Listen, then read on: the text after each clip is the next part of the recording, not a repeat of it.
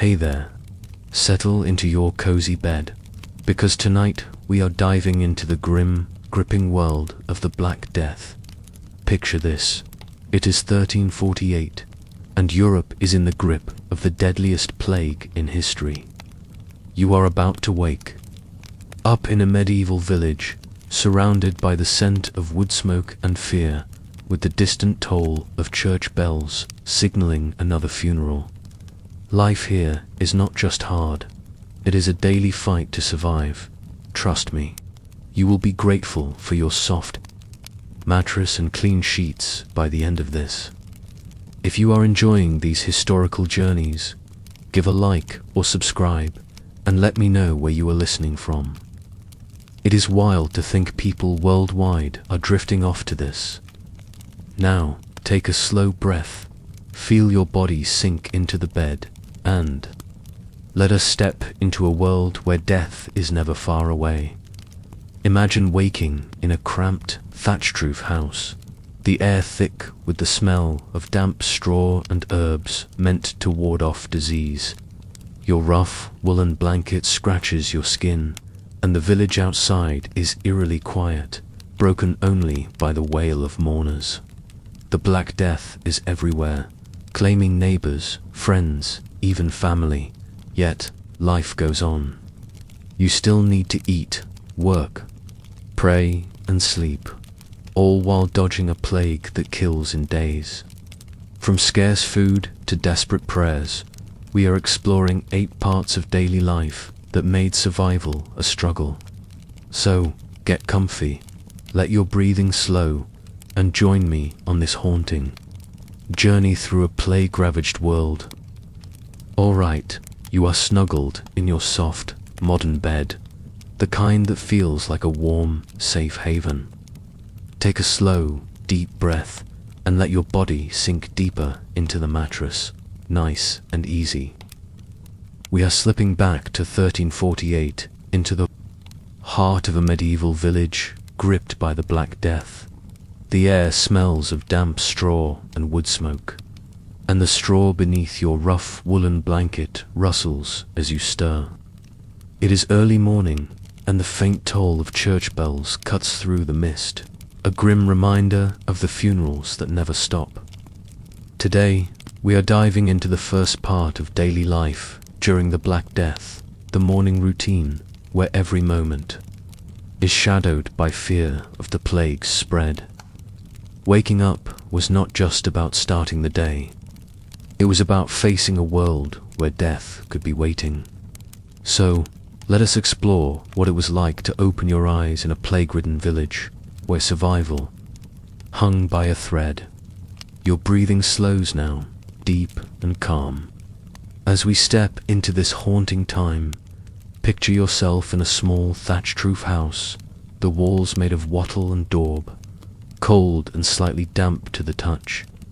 You are lying on a straw-filled mattress, a coarse linen sheet scratching your skin. The room is dim, lit only by the faint glow of dawn creeping through a narrow window covered with oiled cloth. The air is heavy with the smell of herbs, rosemary and lavender, stuffed into sachets to keep the plague at bay. You hear a soft creak as someone moves in the house, maybe your mother or a sibling already up to stoke the fire. Outside the village is quieter than it used to be. The usual chatter of neighbors is replaced by the occasional wail of grief or the slow toll of a bell. Your heart sinks as you remember the plague, the invisible killer that has taken half the village. Your modern bed feels like a dream compared to this rough, anxious awakening. Your muscles relax deeper as you imagine this somber morning. Let us talk about what waking up meant during the Black Death. In 1348, the plague was sweeping Europe, killing 30 to 60% of the population. You woke each morning not knowing if you or your family would still be alive by nightfall. The Black Death, caused by the Yersinia pestis bacterium, spread through fleas on rats, but nobody knew that then. They thought it was bad air, divine punishment, or even poisoned wells. Every cough, every ache, every mark on your skin could be a death sentence. Your morning routine was not just about getting up and starting the day. It was a ritual of checking for symptoms, praying for protection, and steeling yourself to face a world turned upside down. The fear was constant, but life had to go on. You had to eat, work, survive. Your breathing slows even more, your body sinking into the mattress. As you think about the courage it took to face each dawn, the first thing you did upon waking was check your body. You run your hands over your arms, your neck, your groin, feeling for the telltale swellings called buboes. These painful lumps, often the size of an egg, were a hallmark of the bubonic plague. If you found one, panic set in. Most people died. Within days of symptoms appearing, their bodies racked with fever, vomiting, and black spots. You might whisper a prayer, something simple like, "Lord, keep me safe," as you inspect your skin in the dim light. Your family does the same, each person checking themselves or each other, a quiet, tense ritual. If everyone seems healthy, you feel a flicker of relief, but it never lasts. The plague could strike without warning, and you know neighbors who went to bed fine and never woke up. You shift slightly, the straw crackling beneath you, but your modern bed feels so safe, so soft, as you sink deeper into this story. Now, let us talk about getting out of bed. The floor is cold-packed earth, maybe covered with rushes that smell, faintly of earth and decay. You slip into a rough woolen tunic, its fibers coarse against your skin. Shoes, if you have them, are simple leather, worn and patched, offering little protection from the damp. You might splash your face with water from a wooden bucket, but it is cold and smells faintly of the stream it came from. Bathing is rare, seen as risky during the plague, as many believed water opened the body to bad air. Instead, you rub your hands and face with a cloth, maybe scented with herbs to ward off disease. The fire is already crackling, tended by someone else in the house, and the smell of smoke mixes with the sharp temps of burning rosemary. A desperate attempt to purify the air. Your breathing is so calm now, your eyelids heavy, as you picture this cautious start to the day. The morning was not just about physical routines, it was a mental battle.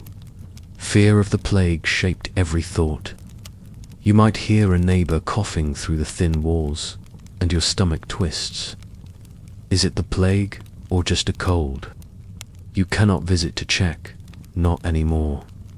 People avoid each other now, keeping their distance to avoid the invisible killer. Yet, you cannot stay in bed.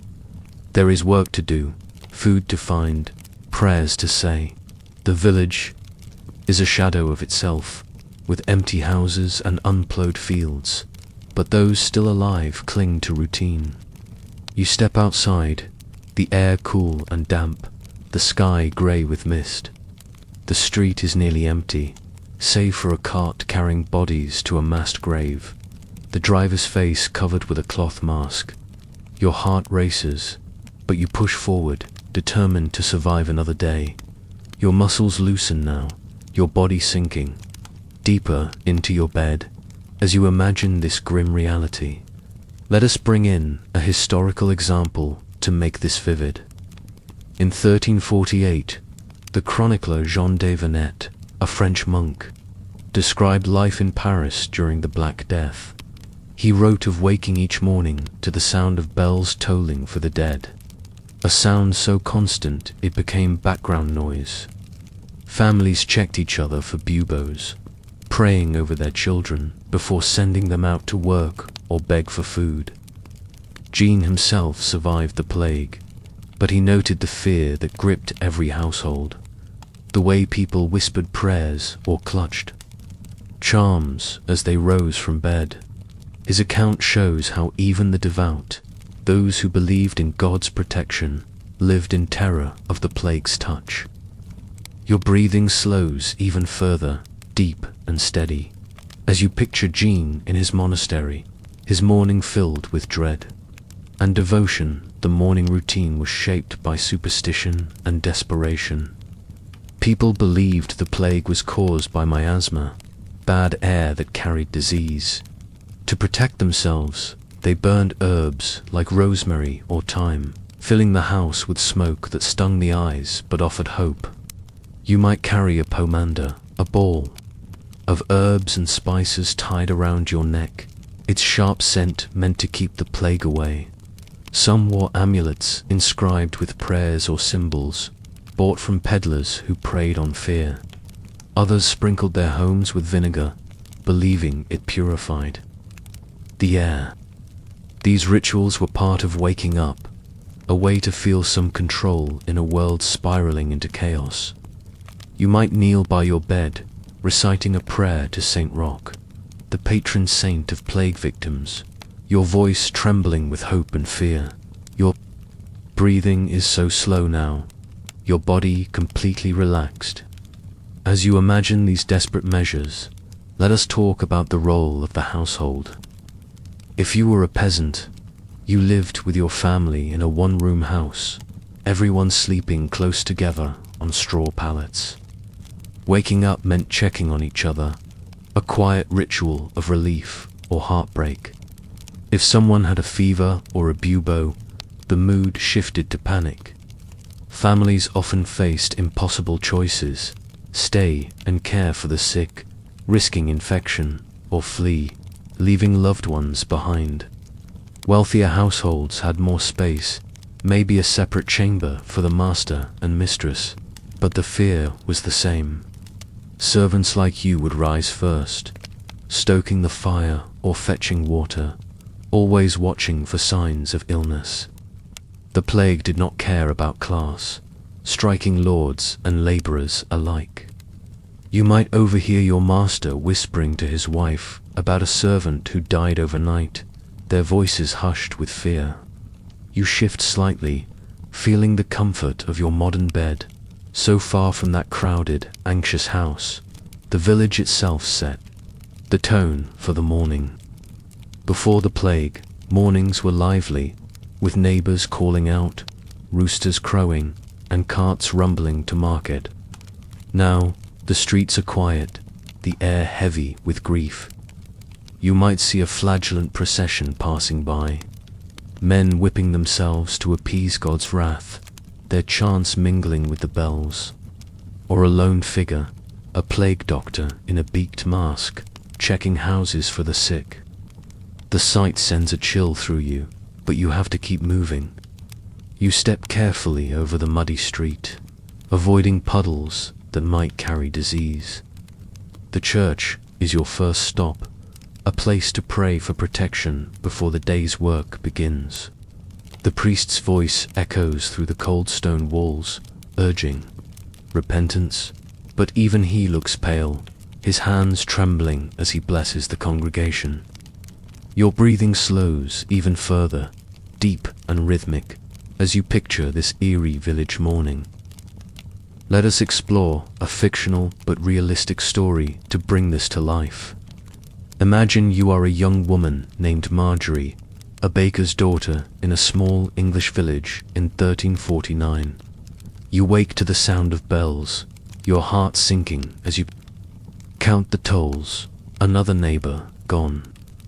Your mother is already up, checking your younger brother for buboes, her face tight with worry. You run your hands over your own arms, relieved to find no lumps, but the fear lingers. You slip into your worn tunic, the wool scratching your skin, and splash your face with cold water from a bucket. The house smells of smoke and sage, burned to keep the plague away. Your father is at the bakery, trying to sell what little bread he can make with dwindling flour. As you step outside, you see a cart piled with bodies, and your stomach churns. You clutch a small cross, whispering a prayer, and head to church, hoping today will not be your last. Your eyelids feel heavier now, your modern bed so clean and safe. As you sink deeper into Marjorie's story, the physical toll of waking up was real. Sleep was often restless, interrupted by fear or the sounds of morning. The straw mattress was lumpy, infested with fleas that might carry the plague. Fleas were everywhere in Tudor times, hiding in bedding, clothing, even your hair. You might wake with bites, each one a terrifying reminder of the disease.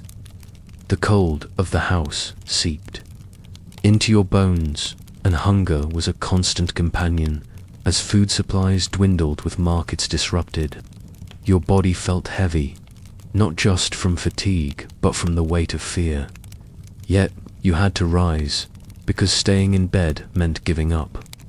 The morning was a test of resilience, a moment to gather strength for another day of survival. Your muscles relax completely now, your body sinking deeper into your bed, as you marvel at their endurance. Let us talk about the broader impact of this morning routine. The fear of the plague reshaped households and villages. Families grew smaller as members died or fled, leaving gaps in daily tasks. Servants might abandon their masters, fearing infection, or stay out of loyalty, risking their lives. The church became a focal point, drawing people together despite the risk of contagion. But it also spread fear, as priests preached that the plague was God's punishment for sin. The morning check for symptoms could tear families apart, as the healthy shunned the sick to protect themselves. Villages became ghost towns, with empty houses and unworked fields. The rhythm of life disrupted. The Black Death was not just a disease. It was a force that changed how people started their day, how they saw each other, how they lived. Your breathing slows even more, deep and rhythmic. As you reflect on this fractured world, the cultural context of waking up was rooted in survival and faith. Tudors believed in a world ordered by God, where every event had a divine purpose. The plague was seen as a test, a call to repentance. Morning prayers were not just routine. They were a plea for mercy, a way to face the uncertainty of the day. Superstitions flourished, with people clinging to charms, herbs, or rituals to feel safe. The church bells, tolling for the dead, were a constant reminder of mortality, setting a somber tone for the morning. Yet there was resilience too. People rose each day, checked for symptoms, and carried on, driven by hope or stubbornness. Your breathing is so calm now, your body utterly at peace, as you ponder this blend of fear and fortitude. Let us consider the role of community, because even in a plague-ridden world, you are not alone. Neighbors might avoid each other, but they still shared resources, like water or firewood, though with suspicion. You might hear a friend's voice through the wall, weaker now, and know they are sick. Helping them meant risking your life, but ignoring them felt like betrayal. Some villagers organized to bury the dead or distribute food, a fragile attempt to hold society together. Others turned on outsiders, blaming foreigners or minorities for the plague, a grim echo of fear-driven division. Your mourning was not just about you. It was about navigating a community on the brink, where every interaction could be deadly. Your eyelids are so heavy now, your body sinking deeper into your bed. As you imagine this tense, fragile world, let us bring in another historical anecdote to close this segment. Giovanni Boccaccio, an Italian writer, described life in Florence during the Black Death in his book, The Decameron. He wrote of mornings filled with dread, as people woke to find new victims in their homes or streets. Families performed hasty checks for buboes, often in silence, fearing what they might find. Boccaccio noted the mix of despair and defiance, as some clung to routine while others abandoned it, fleeing or indulging in reckless excess. His account captures the raw fear of waking up, the moment when hope and terror collided. Your breathing slows even further, deep and steady, as you picture Florence's silent streets, the morning air thick with grief. Now, let us imagine a final scene to wrap this up. You are lying in your medieval bed, the straw rustling beneath you, the air cool and scented with sage. The village is quiet, save for the slow toll of bells marking another death. You check your skin, your heart pounding, and find no buboes, a small mercy. You rise, pulling on your tunic, the wool heavy with the damp of the morning. The fire crackles, its smoke mingling with the scent of herbs, a faint hope against the plague. Outside, the mist hangs low, and you see a lone figure hurrying to church, clutching a rosary. You follow, whispering a prayer, your breath visible in the cold. Your modern bed feels so soft, so safe, as you sink deeper into this moment.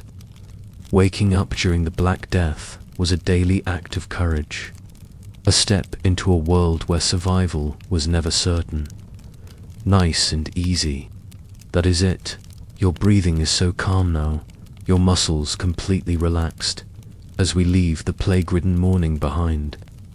The medieval village fades into the mist, the scent of rosemary lingering faintly.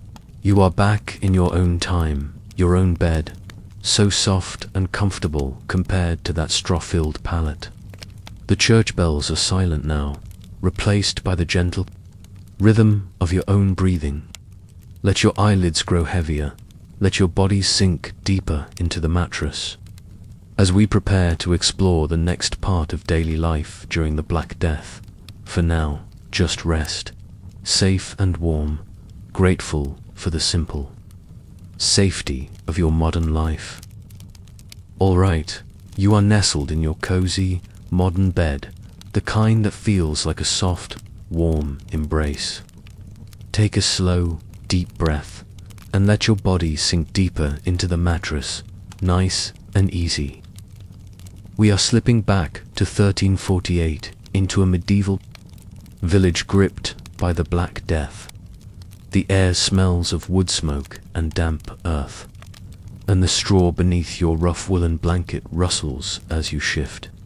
It is midday now, and the faint toll of church bells lingers in the distance, a grim reminder of the plague's relentless toll. Today, we are diving into the second part of daily life during the Black Death, the struggle to find and prepare food. In a world where markets were crumbling and every bite carried the fear of contamination, eating was not just about hunger, it was about survival. So, let us explore the perilous world of food during the plague, where scarcity and suspicion made every meal a gamble. Your breathing slows now, deep and calm. As we step into this desperate time, picture yourself in a small, thatched roof house, the walls cold and damp from the morning mist. You are standing by a rough wooden table, its surface scarred from years of use. The fire in the hearth crackles weakly, giving off a faint warmth, and the smell of burning oak mixed with sage, burned to ward off the plague. Your mother, let us call her Agnes, is sorting through a meager pile of food. A few turnips, a hunk of coarse bread, and a small piece of cheese, hard and speckled with mold. The village market, once bustling with vendors, is half empty now, its stalls abandoned as merchants fall ill or flee. You feel a pang of hunger, but also a flicker of fear. Is the food safe? Could it carry the plague? Your modern kitchen, with its clean fridge and safe groceries, feels like a distant dream. Your muscles relax deeper as you imagine this tense moment. Let us talk about why food was such a challenge during the Black Death, the plague. raging from 1347 to 1351, killed millions across Europe, disrupting every part of life. Farmers died, leaving fields unplowed and crops unharvested. Merchants stopped traveling, fearing infection on the roads. Markets, the heart of medieval villages, shrank as supplies dwindled and people avoided crowds. Hunger was a constant threat, even for those who escaped the plague. But it was not just about finding food. Every bite came with suspicion. People believed the plague could spread through tainted water, bread, or meat, though they did not understand it was carried by fleas. A simple meal could feel like a roll of the dice, each mouthful shadowed by the fear of death. Your breathing slows even more, your body sinking into the mattress as you think about the courage it took to eat in such a world. The morning meal, if you had one, was simple. You might break off a piece of rye bread, hard and gritty from the millstone, and dip it in a thin broth made from boiled herbs and whatever vegetables were left. Meat was rare now, as livestock died or were slaughtered faster than they could be replaced. Agnes might cut the mold from the cheese, hoping it is still edible, and pass you a sliver. The taste is sharp, almost sour, but you chew slowly, savoring. Water came from the village stream, but it was cloudy, and rumors swirled that it carried the plague. Some boiled it with herbs, believing it purified the water, while others drank ale, weaker than today's beer, but safer than water. Every sip, every bite, was a calculated risk. You glance at Agnes, her face lined with worry, and wonder if this meal will keep you alive or betray you. Your breathing is so calm now, your eyelids heavy, as you picture this sparse table. Now, let us talk about the market, or what was left of it. Before the plague, the village square was alive with color and noise, vendors shouting about fresh bread, fish, or apples. Now, it is a ghost of itself. You walk through muddy streets, your worn leather shoes sinking into the mire, the air thick with the smell of rotting straw and refuse. The market has a few stalls, their owners gaunt and wary, their goods meek. A baker offers a loaf, but it is smaller than usual, and you hear whispers that his flour might be tainted. A fishmonger's catch smells off, left too long without buyers. You clutch a few coins, earned from selling a spare blanket, but prices are high, and you can only afford a handful of turnips. You avoid the crowd, keeping your distance, because every stranger could carry the plague. Your modern grocery store, with its endless aisles, feels like a luxury. Your muscles loosen now, your body sinking deeper into your bed as you imagine this grim errand. The fear of contamination was everywhere. People believed the plague could hide in food or water, a theory rooted in their understanding of miasma, bad air that carried disease. Some refused to eat fresh produce, fearing it absorbed the poisoned air. Others avoided meat, thinking animals could carry the plague. Agnes might sniff the bread before serving it, looking for signs of mold or an odd smell. If a neighbor fell ill after eating at a tavern, rumors spread that the food was cursed. Some turned to fasting, believing it purified the body, but this only weakened them, making them more vulnerable to the plague. Others hoarded what little they had, hiding food from neighbors or even family, driven by desperation. You feel a pang of sympathy for Agnes, her hands trembling as she cuts the bread, hoping it is safe. Your breathing slows even further, deep and steady, as you reflect on this constant suspicion. Let us bring in a historical example to make this vivid. In 1348, the chronicler Agnolo di Tura from Siena, Italy, wrote about the Black Death's impact on daily life. He described markets emptying as vendors died or fled, leaving families to scavenge for food. People grew wary of everything they ate, fearing poison in their bread or water. Agnolo noted that some resorted to eating wild herbs or spoiled grain, leading to illness or starvation. He himself buried 5 of his children, a loss that haunted his words. And his accounts of hunger show how food became both a necessity and a danger. His story captures the desperation of trying to eat in a world where trust was scarce. Your breathing is so slow now, your body completely relaxed. As you picture Agnolo's grief-stricken city, its markets silent. The process of preparing food was its own ordeal. Cooking was done over an open fire, the smoke stinging your eyes. As you stirred a pot of pottage, a thick stew of grains and vegetables. Agnes might add a handful of barley or a wilted cabbage, stretching the meal to feed the family. The pot, blackened from years of use, was rarely cleaned thoroughly, as water was precious and soap scarce.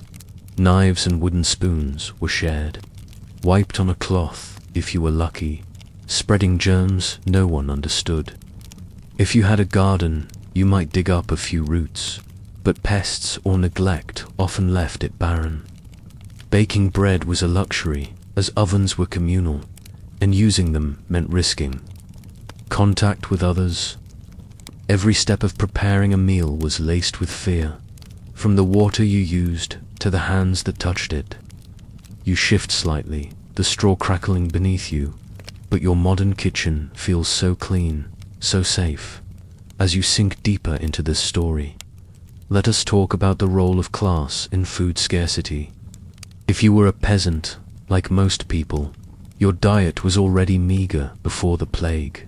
Rye bread, pottage, and occasional cheese or fish. The Black Death made it worse, as fields went unworked and livestock dwindled. Wealthier families, like merchants or nobles, had more resources, storing grain or dried meat in their cellars. But even they faced shortages as trade routes collapsed.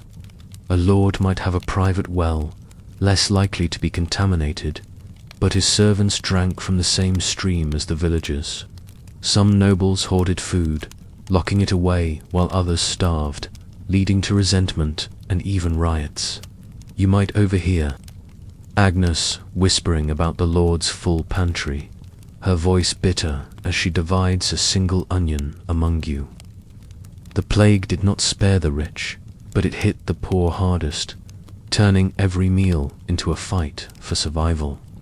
Your breathing slows even more, deep and rhythmic, as you ponder this unequal struggle. The physical toll of hunger was relentless. Malnutrition weakened your body, making you more susceptible to the plague. Children and the elderly were hit hardest, their bodies unable to cope with both hunger and disease. Your stomach growled constantly, a dull ache that never went away. Fatigue set in, making even simple tasks like fetching water or kneading dough exhausting. Some turned to desperate measures, eating spoiled food or scavenging in abandoned houses, risking poisoning or infection. Others traded precious belongings, a blanket or a pot, for a sack of grain, only to find it riddled with weevils. The lack of food also strained the mind, fueling fear and paranoia. You might snap at your brother for taking an extra bite, guilt washing over you later. Your muscles relax completely now, your body sinking deeper into your bed, as you marvel at the resilience it took to endure. Let us explore a fictional but realistic story to bring this to life. Imagine you are a young man named Thomas, a blacksmith's son in a village near London in 1349. You wake hungry, your stomach tight as you join your mother. At the table, she has a small loaf of barley bread, baked with the last of the flour, and a watery soup made from nettles gathered in the woods. The market was nearly empty yesterday, and your father traded a horseshoe for a handful of carrots, now shriveled and soft. You eat slowly, savoring the bread's gritty texture, but you notice your mother sniffing each piece, her eyes darting to the door as if expecting bad news. Later, you walk to the stream for water, avoiding the eyes of a gaunt neighbor who whispers about poisoned wells. The bucket feels heavy, your arms weak from hunger, and you pray the water is safe. Your eyelids feel heavier now, your modern fridge so full and safe. As you sink deeper into Thomas's story, the social impact of food scarcity was profound. Villages that once shared resources now turned inward. Neighbors hoarded what little they had, refusing to trade or lend. Families broke apart as some fled to find food elsewhere, leaving others behind. The church, a center of community, tried to distribute alms, but its stores were depleted and priests were dying too. Some turned to theft, stealing from gardens or cellars, leading to fights or punishments. Others blamed outsiders, like Jewish communities, for poisoning food supplies, sparking violence born of fear and hunger. The market, once a place of gossip and laughter, was now a tense battleground where every purchase felt like a gamble. You might see Agnes barter a worn shawl for a sack of oats, her hands trembling as she checks for mold. Your breathing is so calm now, your body utterly at peace. As you imagine this fractured community, the cultural context of food during the Black Death was tied to survival and superstition. Eating was not just about nourishment. It was a ritual of hope, a defiance against death. People prayed over their meals, asking God to bless the food and protect them from poison. Some followed strict diets, avoiding certain foods like pork or fruit, believing they carried the plague. Others clung to old traditions, like breaking bread together, even as fear kept families apart. The church encouraged fasting as a way to appease God, but for many, fasting was not a choice. It was a necessity.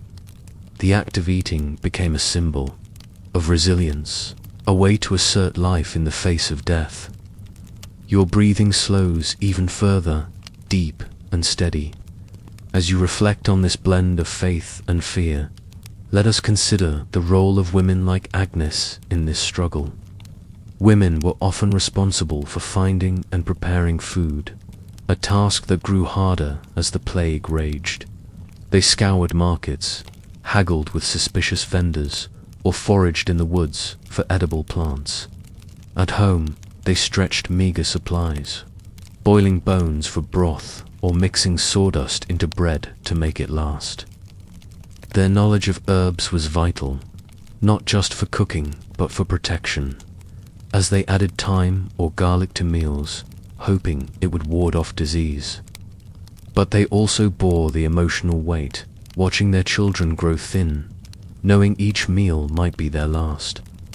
Agnes might hide her own hunger, giving her share to you, her face calm but her heart breaking. Your muscles relax completely now, your body sinking deeper into your bed, as you feel her quiet strength. Let us bring in another historical anecdote to close this segment. Gabriele de Mussi, an Italian notary, wrote about the Black Death in Piacenza in 1348. He described families rationing their food, eating only what they could trust, often going hungry rather than risk tainted supplies. Markets were deserted, and those who ventured out faced high prices and sparse goods. Gabrielle noted the fear that gripped every meal as people sniffed their bread or boiled their water, praying it was safe. His account captures the tension of eating during the plague, where every bite was a leap of faith. Your breathing slows even more, deep and rhythmic, as you picture Piacenza's empty stalls, the air thick with suspicion. Now, let us imagine a final scene to wrap this up. You are sitting at the rough table in your medieval house, the fire casting shadows on the walls.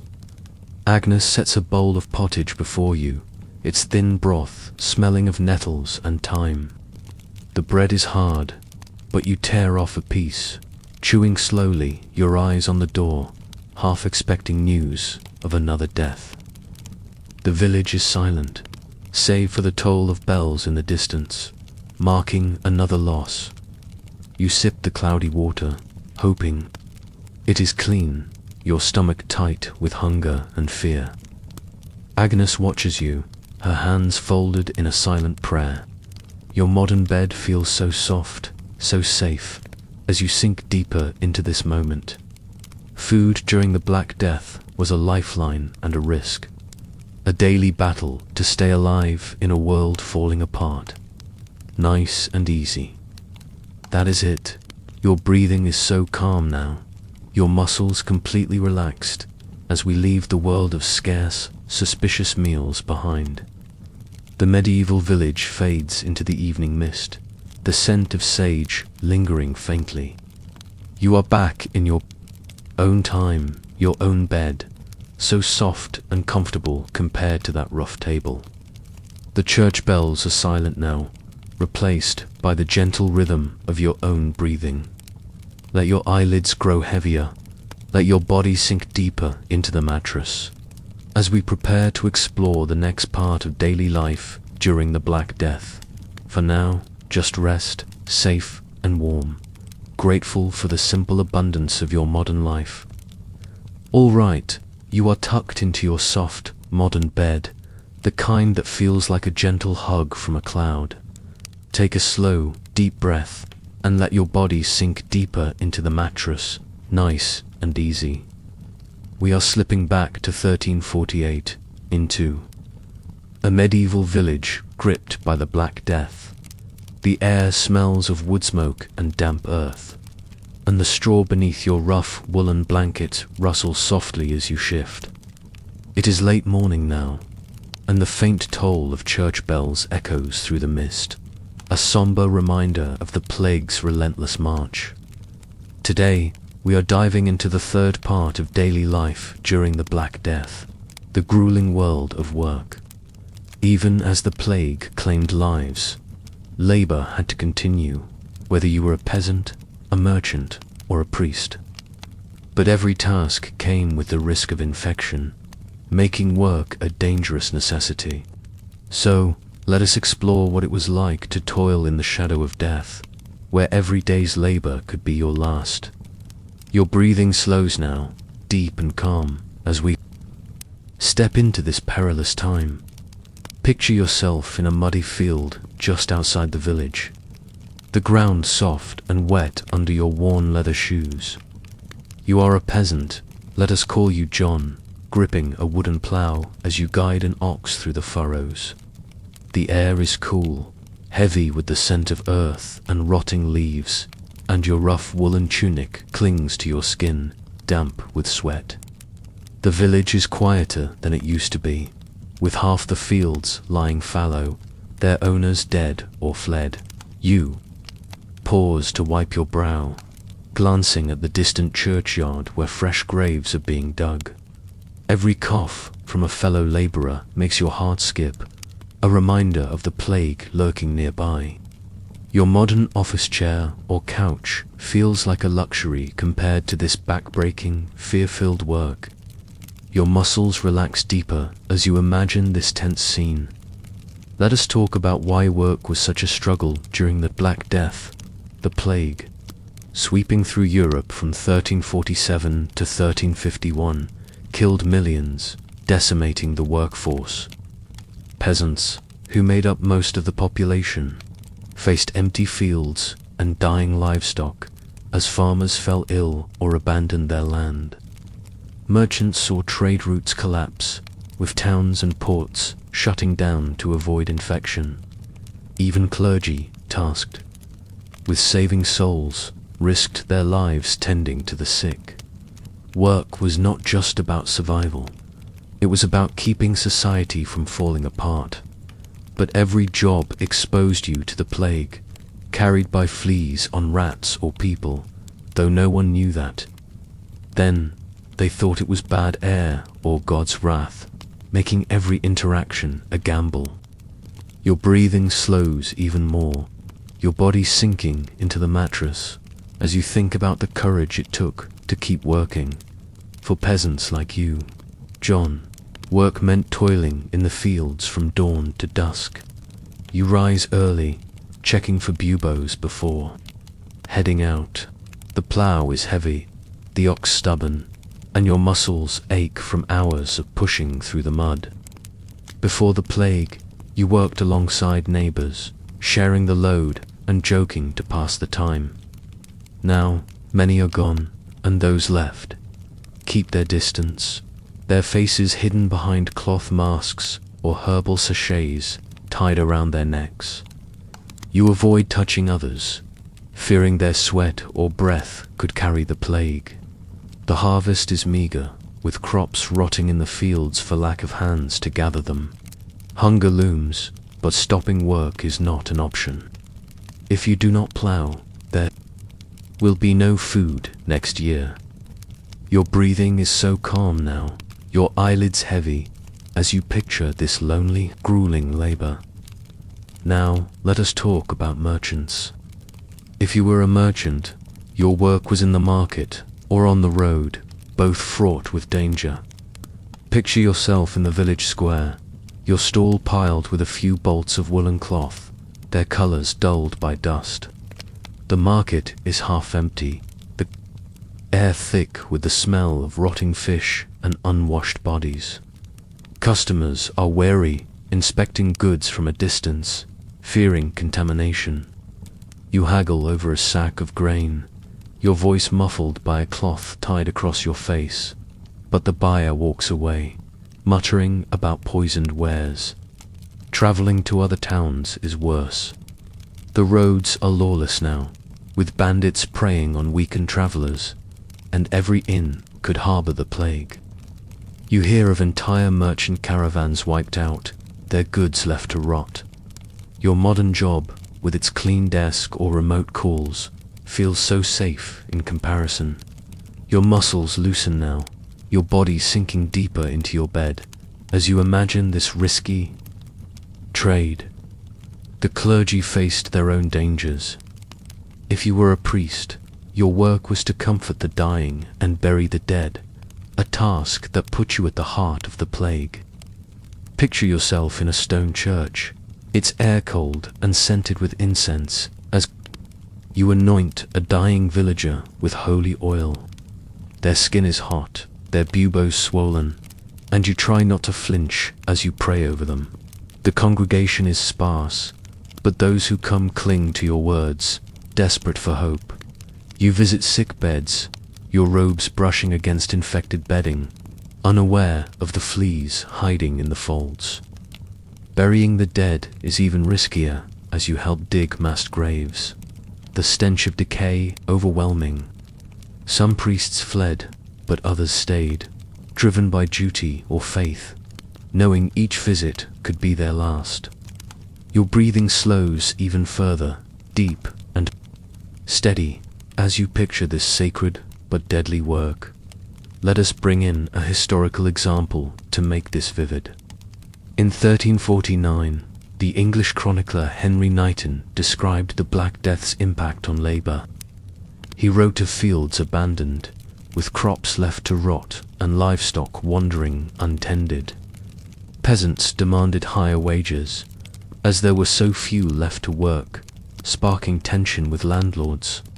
Merchants hoarded goods, driving prices up, while clergy struggled to keep churches open, many dying as they tended the sick. Knighton noted that some workers refused to labor unless paid more, a rare defiance born of desperation. His account shows how the plague turned work into a battleground, where survival meant risking everything.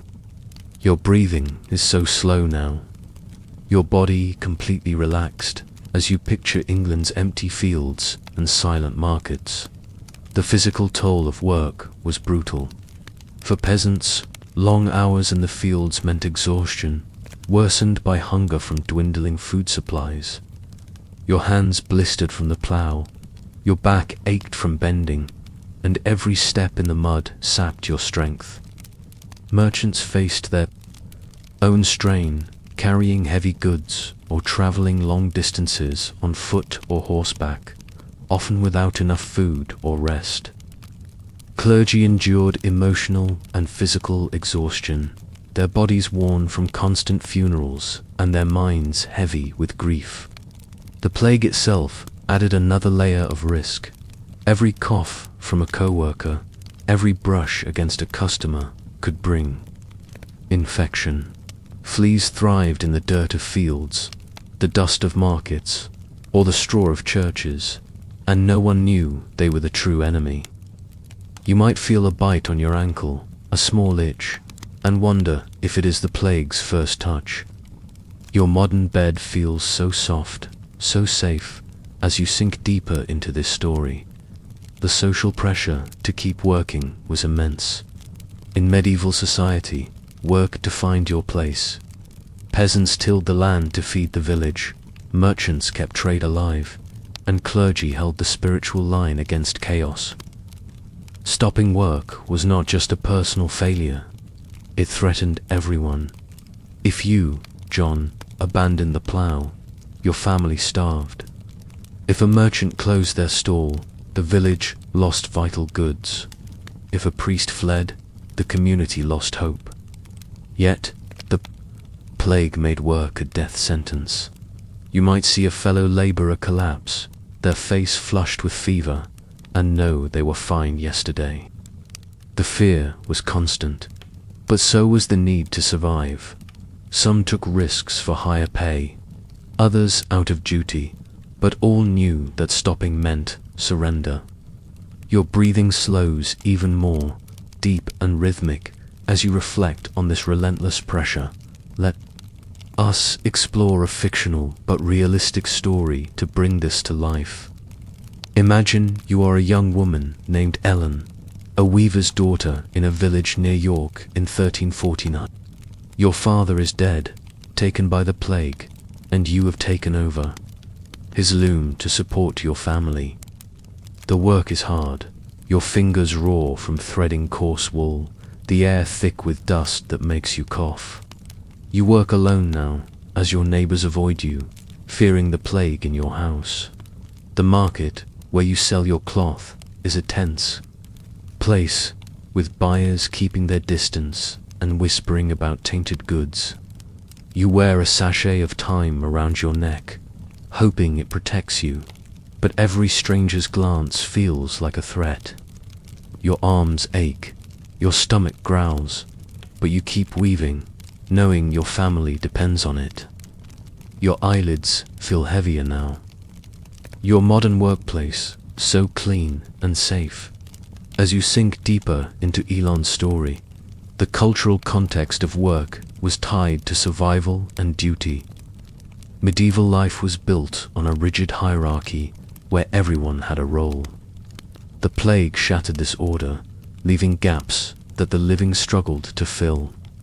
Peasants like you, John, were bound to the land, but the shortage of workers gave you leverage. Demanding better pay or conditions, a shift that alarmed the nobility. Merchants faced suspicion, as people blamed travelers for spreading the plague. Yet they kept trading, driven by profit or necessity. Clergy were seen as God's agents, expected to brave the plague to save souls, even as their own numbers dwindled. Work was not just about money. It was about holding society together, proving your worth in a world falling apart. Your breathing slows even further, deep and steady, as you ponder this fragile balance. The broader impact of work during the plague was profound. Villages crumbled as workers died, leaving fields unplanted and markets empty. The loss of labor sparked economic chaos, with prices soaring and goods vanishing. Some workers gained power, demanding higher wages. But this led to laws like the Statute of Labourers in England, which tried to freeze pay at pre-plague levels, fueling resentment. Communities turned inward, with neighbours avoiding shared tasks like harvesting or milling, fearing infection. The clergy's role grew even more vital as people sought salvation, but their deaths left churches empty, shaking faith. Work became a battlefield where survival meant defying death daily. You might see Ellen pause at her loom, her hands trembling, knowing she has no choice but to continue. Your muscles relax completely now, your body sinking deeper into your bed. As you imagine this fractured society, let us talk about the role of women in this labor. Women like Ellen often took on men's roles when husbands or fathers died, ploughing fields, weaving cloth, or selling goods. Their work was vital, but it came with extra risks. They faced the same exposure to fleas and infection, but also suspicion from a society that valued male labor more. A woman in the fields or market might be accused of spreading disease, her presence seen as unnatural. Yet they persisted, driven by the need to feed their families. Some gained new freedoms, as the labor shortage gave them bargaining power, but others faced exploitation, working longer hours for less pay. Their resilience was a quiet force, holding households together. Your breathing is so calm now, your body utterly at peace, as you feel their strength. Let us bring in another historical anecdote to close this segment. In 1388, the Italian chronicler Matteo Villani described Florence during the Black Death. He wrote of laborers abandoning fields, merchants closing shops, and priests hiding from their duties. Yet many kept working, driven by necessity or defiance. Peasants planted what they could, merchants risked dangerous roads, and clergy buried the dead, even as they fell ill. Villani noted the strange mix of fear and determination as people worked, knowing each day could bring death. His account captures the grim resolve of those who toiled on, their labor a fragile thread holding society together. Your breathing slows even more, deep and rhythmic, as you picture Florence's silent fields and empty stalls. Now, let us imagine a final scene to wrap this up. You are standing in the muddy field, your plough stuck in the earth, the ox snorting softly. The air is heavy with the smell of damp soil and thyme, tied around your neck to ward off the plague. The village is quiet, save for the distant toll of bells marking another death. You glance at a fellow laborer, his face pale, and wonder if he will be next. Your back aches, your hands are blistered, but you keep going, knowing your family needs the harvest. The church looms in the distance, its bells a constant reminder of the stakes. Your modern bed feels so soft, so safe, as you sink deeper into this moment. Work during the Black Death was a desperate act of survival, a daily defiance of an invisible killer, nice and easy. That is it. Your breathing is so calm now, your muscles completely relaxed, as we leave the world of plague-ridden labor behind. The medieval village fades into the evening mist, the scent of earth lingering faintly. You are back in your own time, your own bed, so soft and comfortable compared to that muddy field.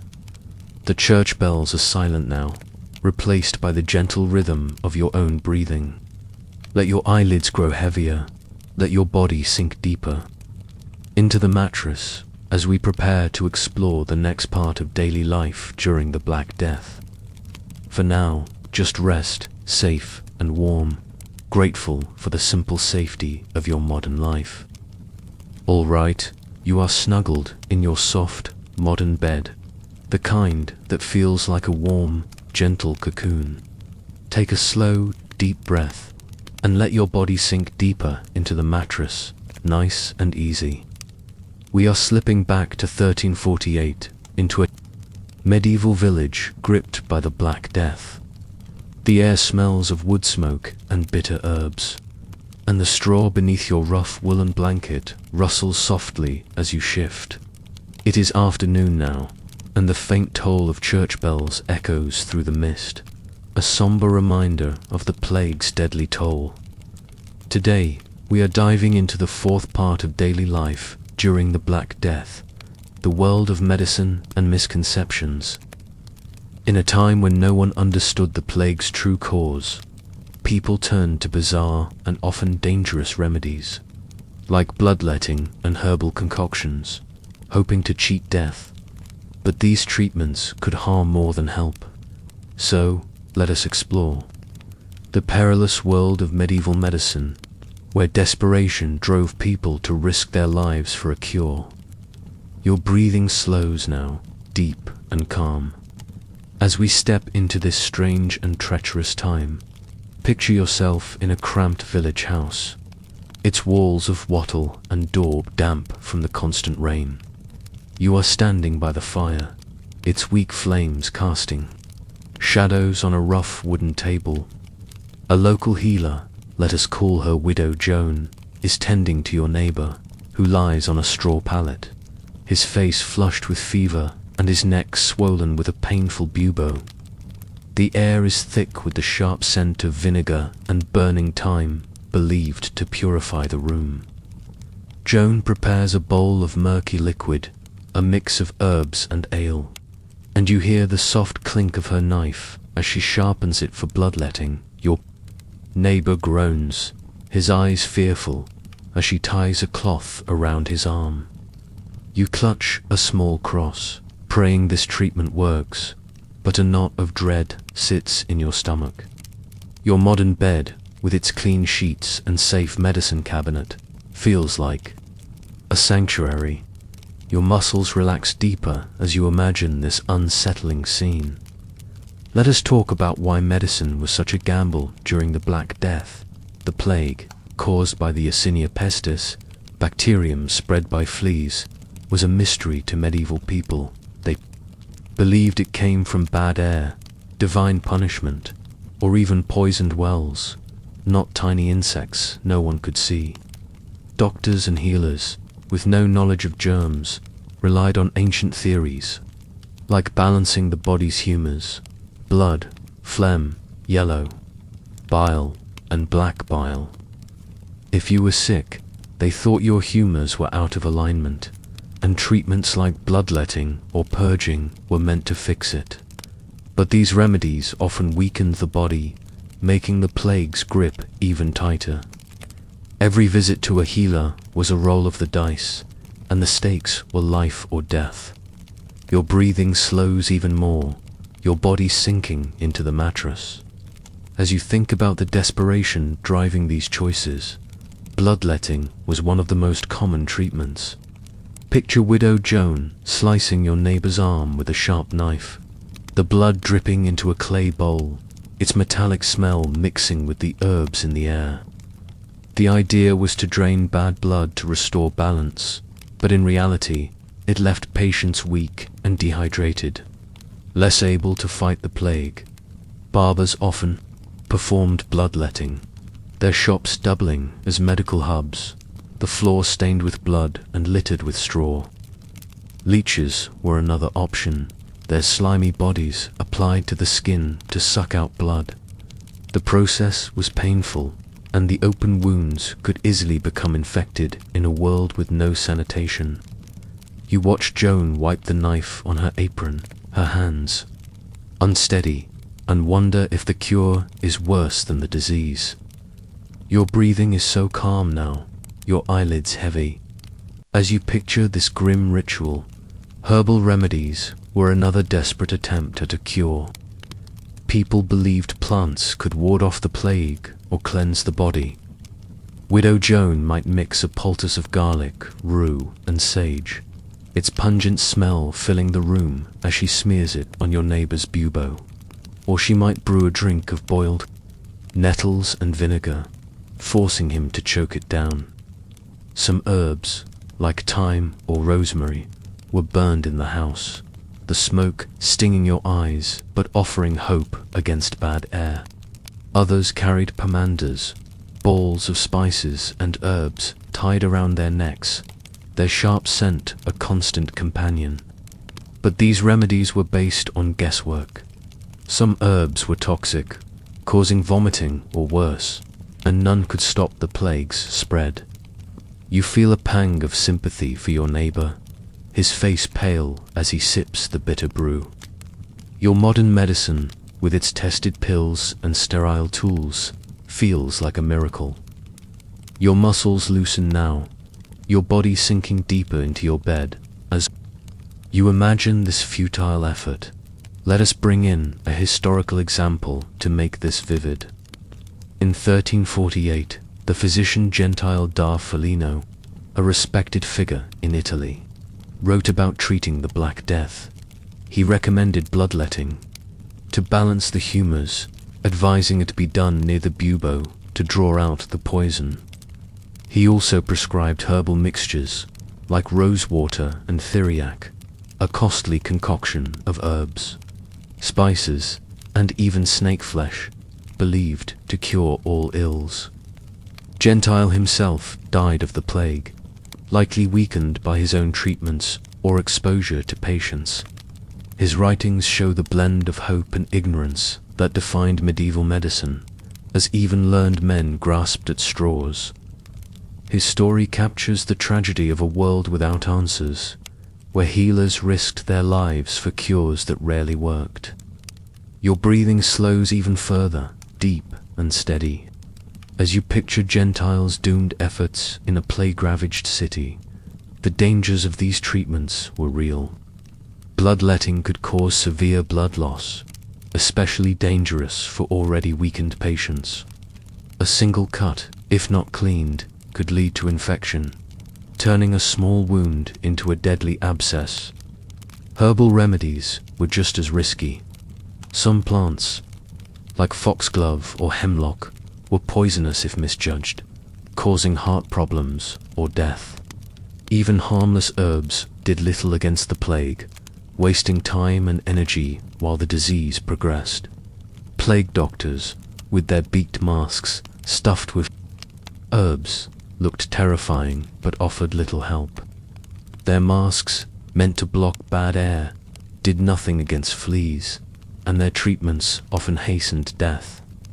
You might see Widow Joan adjust her cloth mask, her eyes weary, knowing her skills are not enough.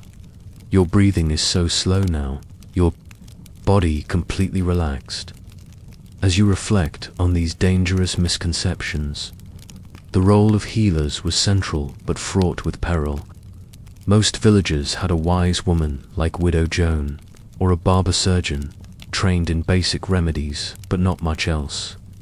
They were respected but feared, as their work brought them into contact with the sick, making them potential carriers of the plague. Some healers charged high fees, exploiting desperate families, while others worked out of duty, risking their lives for little reward. In towns, apothecaries sold expensive potions, often laced with dubious ingredients like powdered gems or animal parts.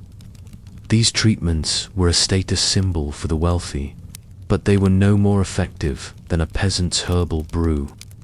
You might overhear Joan bartering with a neighbor for a vial of theriac, her voice tense as she promises it will help. The reality was grim. Healers and patients alike caught in a cycle of hope and failure. Your eyelids feel heavier now, your body sinking deeper into your bed as you imagine their struggle. Let us explore a fictional but realistic story to bring this to life. Imagine you are a young man named Peter, a tanner's son in a village near Paris in 1349. Your sister is sick, her neck swollen with a bubo, and you call for Widow Alice, the local healer. She arrives with a basket of herbs, her hands stained with vinegar, and sets to work. The room smells of garlic and smoke as she lances the bubo, draining foul-smelling pus into a bowl. You hold your sister's hand, her feverish grip weak, as Alice applies a poultice that stings your nose. She then bleeds your sister's arm, saying it will draw out the poison, but her face grows paler with each drop. You pray to Saint Sebastian, clutching a wooden charm, but fear grips you.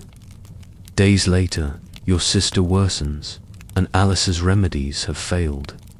Your modern medicine cabinet, with its safe antibiotics, feels like a distant dream.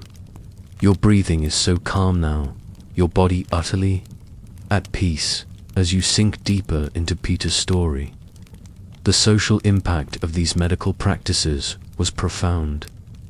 Healers like Widow Joan were both trusted and suspected. If a patient died, some blamed the healer, accusing them of poisoning or witchcraft. In desperate times, communities turned on outsiders, like Jewish healers, falsely blamed for spreading the plague. The failure of remedies shook faith in medicine, pushing people toward religion or superstition. Families spent their savings on useless cures, leaving them poorer and hungrier. The sight of a plague doctor's beaked mask could spark panic, as it signaled death was near. Yet people kept seeking treatment, clinging to hope even as bodies piled up. You might see Peter's mother barter a precious pot for a dose of theriac, her eyes hollow with worry. Your breathing slows even more, deep and rhythmic, as you picture this desperate reliance on flawed medicine. The cultural context of medicine was rooted in a mix of faith, fear, and ancient knowledge. Medieval people saw illness as a sign of God's will, a punishment for sin, or a test of faith. Treatments were as much spiritual as physical, with prayers or charms as common as herbs. The church endorsed some remedies, like holy water or relics, believing they held divine power. But superstition flourished too. Some wore amulets inscribed with Latin phrases. Others drank urine or ate crushed emeralds, hoping for a miracle. The line between medicine and magic blurred as people tried anything to survive. Widow Joan might mutter a prayer as she applies her poultice, blending faith with her herbal knowledge. Your breathing slows even further, deep and steady, as you reflect on this strange blend of hope and ignorance. The broader impact of these misconceptions was devastating. Failed treatments not only killed patients, but also spread the plague further. Bloodletting weakened survivors, making them vulnerable to other diseases. Herbal remedies wasted resources, as families traded food for useless potions. Healers, exposed to the sick, often died, leaving villagers without care. The plagues. Mystery fueled fear, driving wedges between neighbors and sparking violence against those blamed for the disease. Yet, some healers kept trying, their courage a flicker of light in the darkness. You might see Widow Joan trudging to another sick bed, her basket heavy, knowing she might not return. Your muscles relax completely now, your body sinking deeper into your bed as you marvel at her bravery. Let us bring in another historical anecdote to close this segment. In 1348, the chronicler John of Reading described England during the Black Death. He wrote of healers overwhelmed by the dying, using bloodletting and herbal brews that rarely worked. People flocked to apothecaries, spending fortunes on potions, only to die days later. John noted the despair as remedies failed, pushing some to flagellation or wild cures like drinking gold dust. His account captures the futility of medieval medicine, where hope battled against a relentless disease. Your breathing slows even more, deep and rhythmic, as you picture England's desperate sick beds. Now, let us imagine a final scene to wrap this up. You are standing in the dim village house, the fire's smoke mingling with the bitter smell of herbs. Widow Joan leans over your neighbor, her knife glinting as she prepares another letting. The patient's groans fill the room, and you clutch your cross, whispering a prayer. The air is heavy, the floor damp with spilled vinegar, and the distant bells toll for the dead. Joan's face is grim, her hands steady but her eyes tired, knowing this may not work. You step back, your heart heavy, and head for the door, the weight of fear following you. Your modern bed feels so soft, so safe, as you sink deeper into this moment. Medicine during the Black Death was a desperate grasp at survival, often doing more harm than good, nice and easy. That is it. Your breathing is so calm now, your muscles completely relaxed, as we leave the world of medieval medicine behind. The village house fades into the evening mist, the scent of vinegar lingering faintly. You are back in your own time. Your own bed so soft and comfortable compared to that straw-filled pallet. The church bells are silent now, replaced by the gentle rhythm of your own breathing. Let your eyelids grow heavier, let your body sink deeper into the mattress, as we prepare to explore the next part of daily life during the Black Death.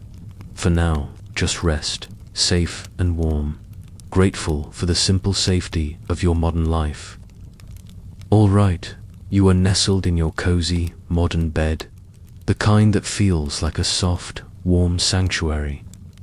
Take a slow, deep breath and let your body sink deeper into the mattress, nice and easy. We are slipping back to 1348 into a medieval village gripped by the Black Death. The air smells of wood smoke and incense, and the straw beneath your rough woolen blanket rustles softly as you shift. It is early evening now, and the mournful toll of church bells cuts through the mist, a constant reminder of the plague's deadly reach. Today, we are diving into the fifth part of daily life during the Black Death, the world of faith and fear. In a time when death was everywhere, religion was a lifeline, with prayers and processions filling the day as people begged for God's mercy. But faith came with its own risks, drawing crowds that spread the plague further. So, let us explore the intense, sacred world of religion during the plague, where hope and terror walked hand in hand. Your breathing slows now, deep and calm, as we step into this solemn time. Picture yourself in a stone church, its walls cold and damp, the air thick with the scent of burning incense and wax. You are kneeling on the hard floor, your knees aching. Against the rushes, surrounded by villagers wrapped in rough woolen cloaks, the priest, let us call him Father William, stands at the altar, his voice trembling as he recites a Latin prayer for protection. His face is pale, his hands clutching a wooden cross, and you notice fewer people than last week, many lost to the plague. The church is lit by flickering candles, casting shadows on the painted walls, where images of saints seem to watch you. You clutch a small rosary, its beads worn smooth, and whisper prayers to Saint Roch, hoping he will shield you from the disease. Your modern bed, with its soft pillows and clean sheets, feels like a haven compared to this crowded, fearful place. Your muscles relax deeper as you imagine this sacred scene. Let us talk about why faith was so central during the Black Death. The plague, raging from 1347 to 1351, was seen as God's punishment for humanity's sins. People believed only divine mercy could stop it, so religion shaped every moment of the day.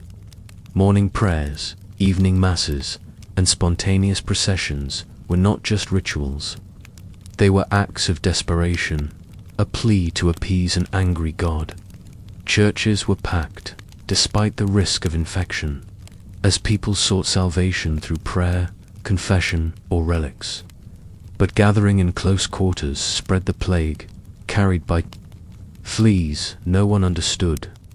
Faith gave hope, but it also brought danger, turning holy places into hotbeds of disease. Your breathing slows even more, your body sinking into the mattress.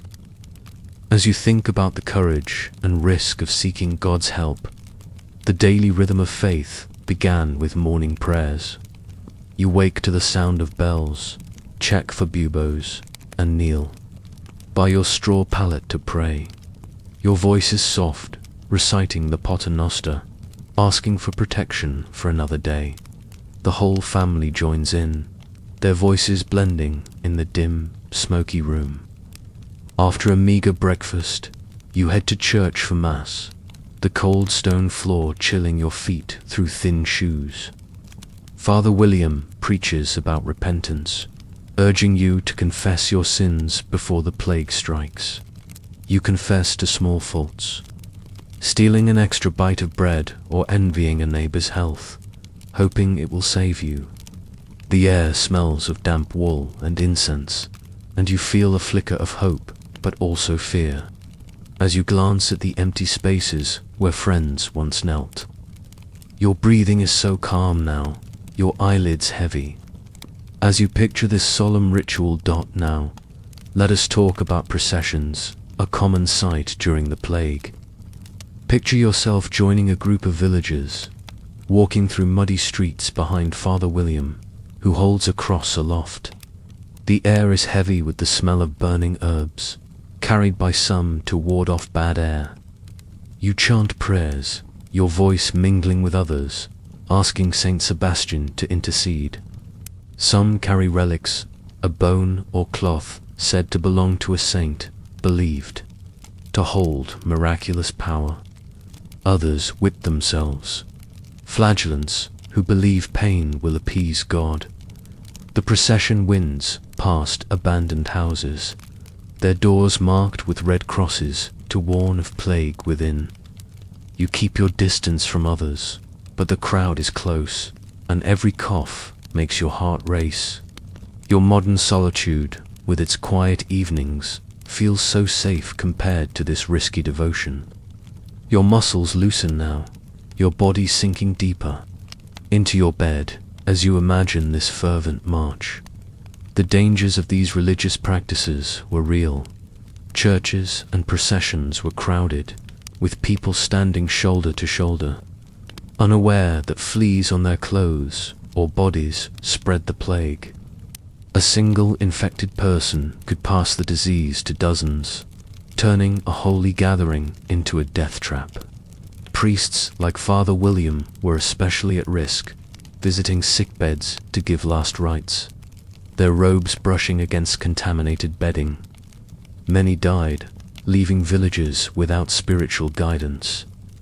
The church's call to gather for prayer, meant to save souls, often hastened the plague's spread. A tragic irony no one understood. You might see a villager cough during Mass, their face flushed, and feel a chill of fear, wondering if they are next. Your breathing slows even further, deep and steady. As you picture this dangerous devotion, let us bring in a historical example to make this vivid. In 1348, the chronicler Jean d'Evenet, a French monk, described Paris during the Black Death. He wrote of churches overflowing with worshippers, their prayers rising like a desperate chorus. Processions filled the streets, with people carrying candles and relics, begging for God's mercy. Jean noted the flagellants, who whipped themselves bloody, believing pain would atone for sins. But he also saw the tall priests dying after tending the sick, and congregations thinning as the plague spread through crowded services. His account shows how faith was both a comfort and a risk, binding communities even as it endangered them. Your breathing is so slow now, your body completely relaxed, as you picture Paris's candlelit churches, filled with hope and fear. The role of relics and charms was a key part of this faith. People believed objects touched by saints held divine power. You might visit a church to touch a relic, a fragment of bone or a scrap of cloth, hoping it would protect you. Some carried amulets, inscribed with prayers or symbols, their weight a constant reminder of your plea for safety. Others hung crosses or holy medals around their necks, their metal cool against your skin. These items were costly, and peddlers exploited the desperate, selling fake relics to fearful villagers. You might see Father William bless a relic, his hands trembling as a line forms to touch it. But the crowds around these sacred objects spread fleas, and the hope they offered was often empty. Your breathing slows even more, deep and rhythmic. As you reflect on this mix of faith and deception, let us explore a fictional but realistic story to bring this to life. Imagine you are a young woman named Beatrice, a miller's daughter in a village near Florence in 1349. Your brother is sick, his body racked with fever, and you join a procession to pray for his recovery. You walk behind the priest, clutching a rosary, the beads clicking softly as you recite prayers. The air smells of incense and mud, and you step carefully, avoiding the crowd's edges where flagellants whip themselves, their groans chilling you. At the church, you kneel before a relic, a supposed finger of Saint Roch, its case glinting. In the candlelight, you pray fervently, your heart heavy, but notice a woman coughing nearby, her face pale. Days later, your brother dies, and you wonder if the procession brought the plague closer. Your modern bed, with its clean pillows, feels so safe as you sink deeper into Beatrice's story. The social impact of faith was profound. Religion held communities together, offering a shared purpose in a world falling apart. Churches were a refuge where people found comfort in shared prayers. But they also bred fear, as priests preached that the plague was God's wrath, urging repentance for sins, real or imagined. Some turned to extreme practices, like flagellation, believing physical pain could save their souls. Others blamed minorities, like Jews, for the plague, leading to violent pogroms fueled by fear and religious zeal.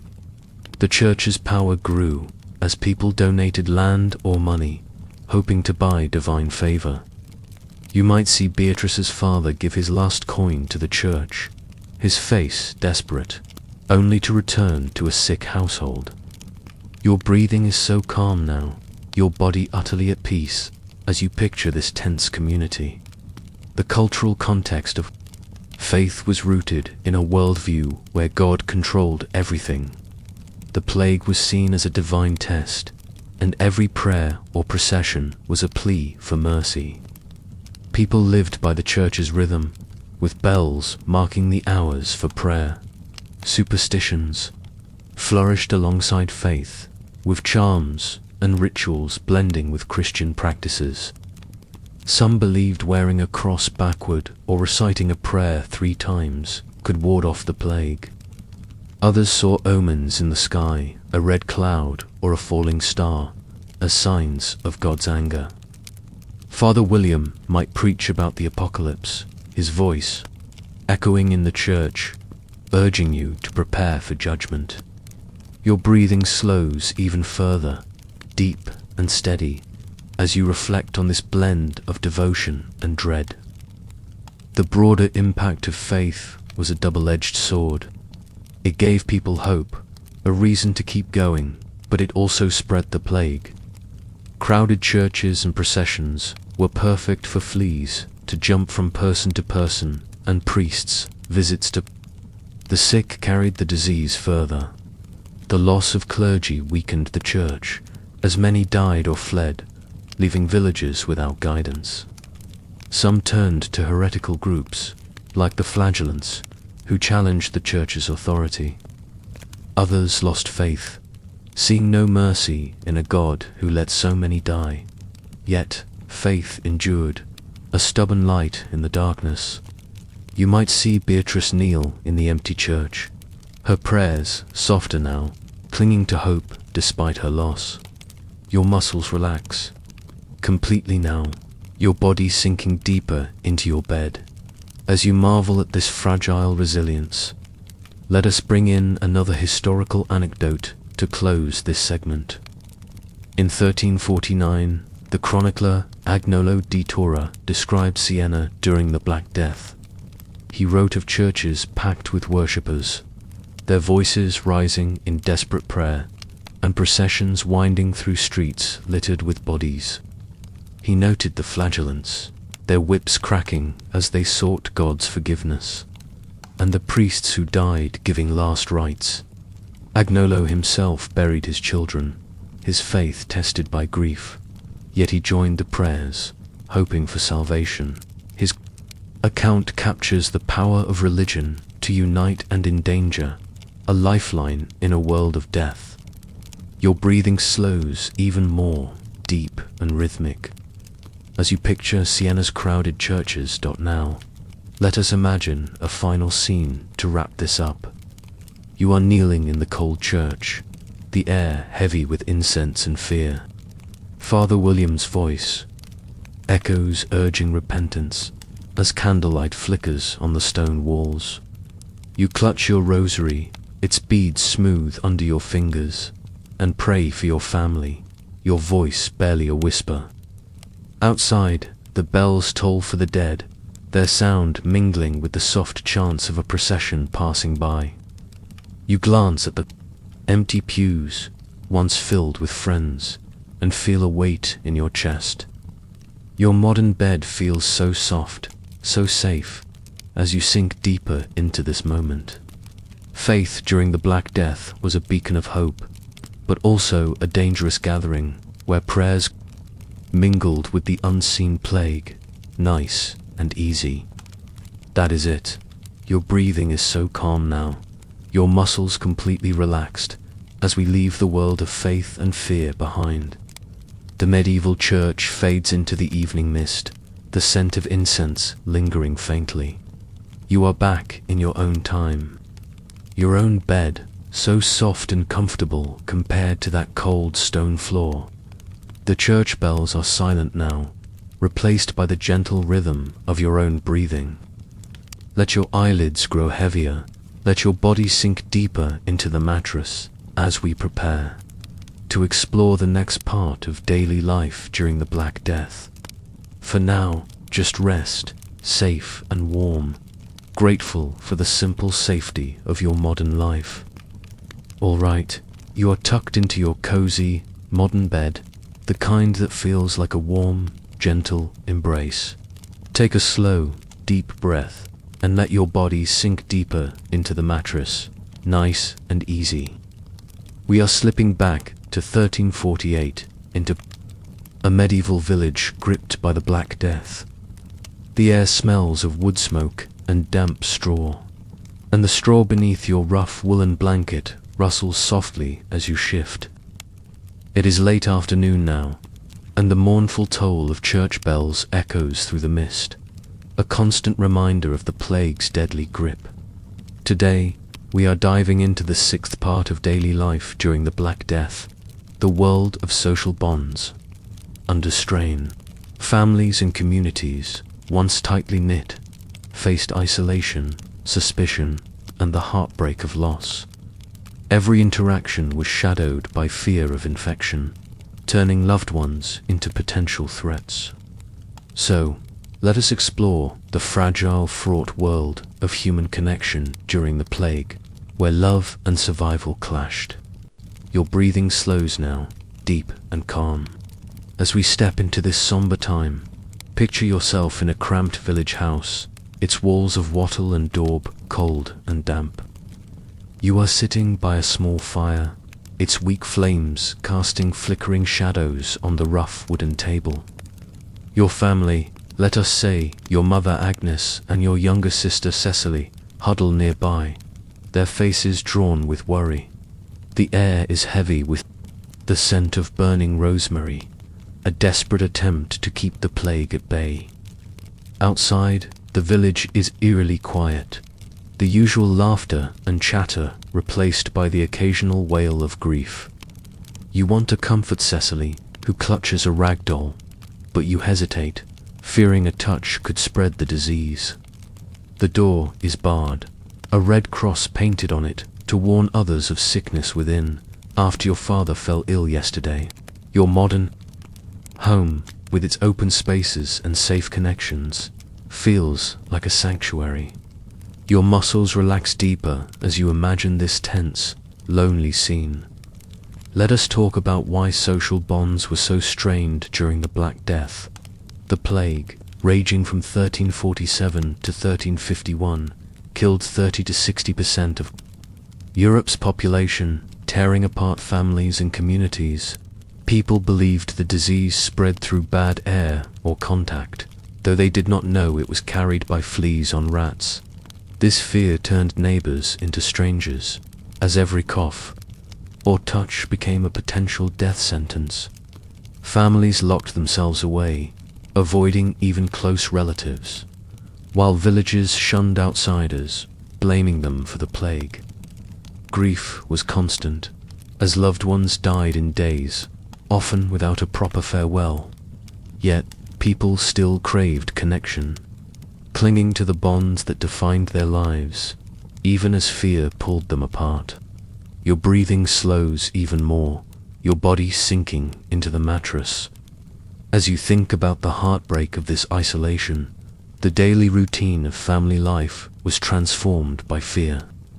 Before the plague, your house was a hub of activity, with relatives, visiting children, playing, and neighbors sharing meals. Now, you stay inside, the door barred to keep the plague out. You and Agnes take turns checking on your father, who lies on a straw pallet, his fever high and his neck swollen with a bubo. You want to hold his hand, but Agnes warns you to keep your distance, her voice sharp with fear. Meals are eaten in silence, each of you watching the others for signs of illness. Cecily, only 10, asks why no one visits anymore, her eyes wide. With confusion, you struggle to answer, your heart heavy with the weight of loss and suspicion. Your breathing is so calm now, your eyelids heavy, as you picture this fractured family. Now, let us talk about the village community. Picture yourself stepping outside, your worn shoes sinking into the muddy street. The village square, once alive, with gossip and trade, is nearly empty, save for a few wary figures hurrying past, their faces hidden behind cloth masks or herbal sachets. You used to greet neighbors warmly, sharing news or a loaf of bread. Now, they avoid your gaze, fearing the red cross on your door.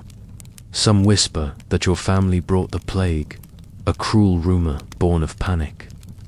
The tavern, once a place for laughter, is shuttered, its owner dead. You see a neighbor, old Margaret, standing at her gate, her eyes red from crying for her lost son.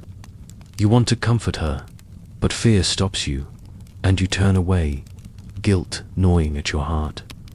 Your modern friendships, with their easy calls or texts, feel so safe compared to this distrustful world.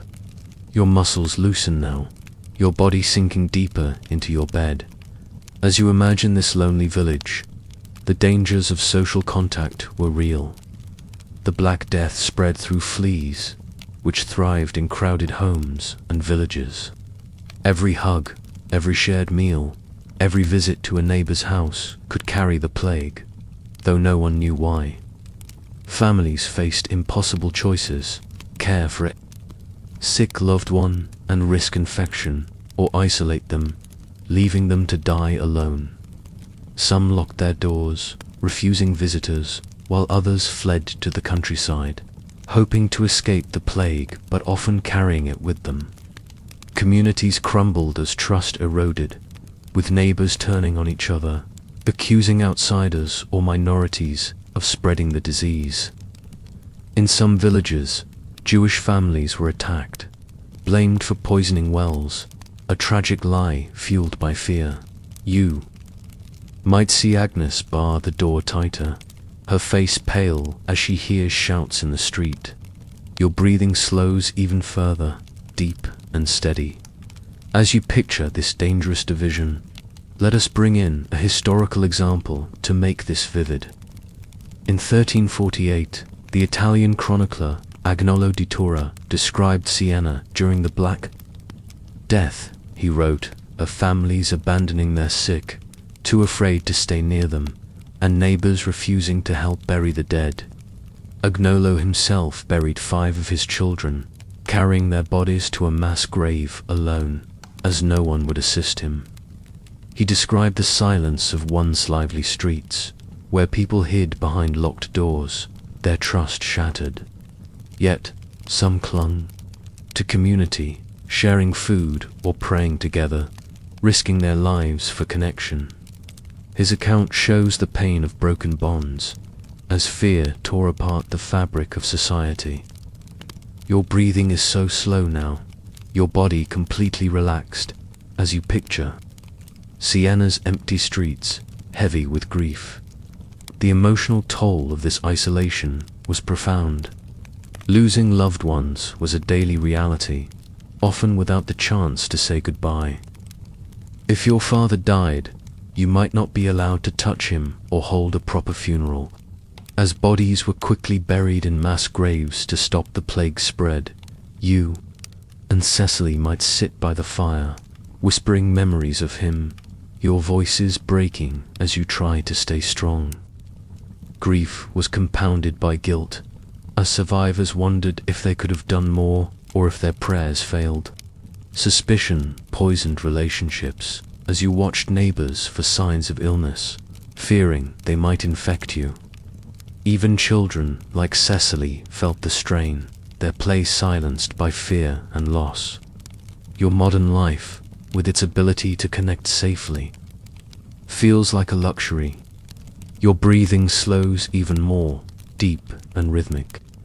As you reflect on this heavy emotional burden, let us explore a fictional but realistic story to bring this to life. Imagine you are a young man named Thomas, a carpenter's son in a village near London in 1349.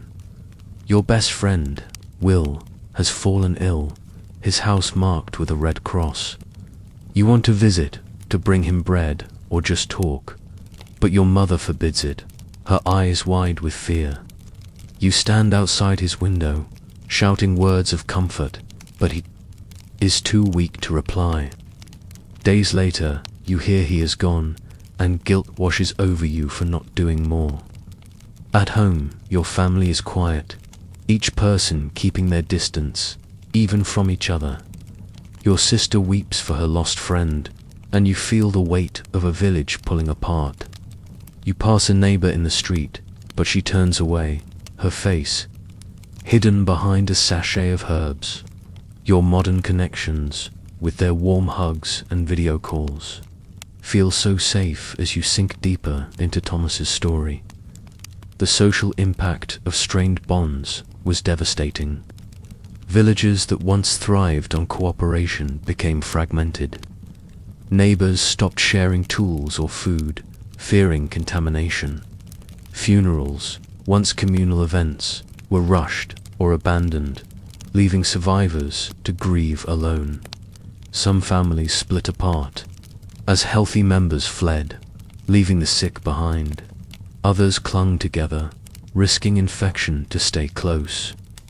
The church tried to hold communities together, offering masses and prayers, but its own losses, priests dying or fleeing, weakened its role. In some places, fear led to violence, with mobs attacking those blamed for the plague, like Jewish communities or strangers. You might see Thomas's mother lock the door, her voice sharp as she warns you to stay inside, fearing the anger of desperate neighbors. Your breathing is so calm now, your body utterly at peace. As you picture this fractured society, the cultural context of social bonds was rooted in a world where community was everything. Medieval life revolved around family, neighbors, and the church, with shared tasks like harvesting or feasting binding people together. The plague shattered this, turning connection into a source of danger. People clung to faith, praying for protection, but also to superstition, wearing charms or avoiding certain houses believed to be cursed.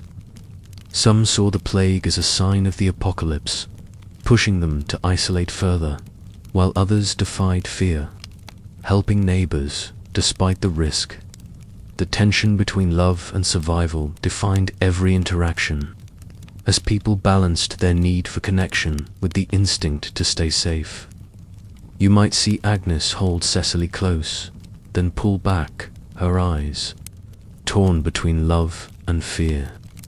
Your breathing slows even further, deep and steady, as you reflect on this delicate balance. The broader impact of strained bonds reshaped society. The loss of trust weakened the village's ability to function, as shared work like milling or harvesting faltered. Families grew smaller, with survivors facing loneliness and despair. The church's role as a unifier weakened, as people questioned why God allowed such suffering. Some turned to extreme groups, like flagellants, seeking salvation through pain, while others abandoned hope, indulging in reckless behavior. The plague's aftermath saw lasting changes, with survivors demanding better wages or rights, as the labor shortage shifted power. But in the moment, the pain of broken bonds was immediate, a daily wound. You might see Thomas pass an empty house, its door marked with a cross, and feel the ache of a lost friend. Your muscles relax completely now, your body sinking deeper into your bed as you marvel at their endurance. Let us bring in another historical anecdote to close this segment. In 1348, the chronicler Matteo Villani described Florence during the Black Death. He wrote of families locking themselves away, refusing to help neighbors for fear of infection. Children were abandoned by parents, and friends shunned each other, their bonds broken by panic. Yet, some risked their lives to care for the sick, driven by love or duty. Villani noted the silence of once lively neighborhoods, where trust had vanished, replaced by suspicion. His account captures the heartbreak of a society torn apart, where human connection became a deadly risk. Your breathing slows even more, deep and rhythmic, as you picture Florence's deserted streets.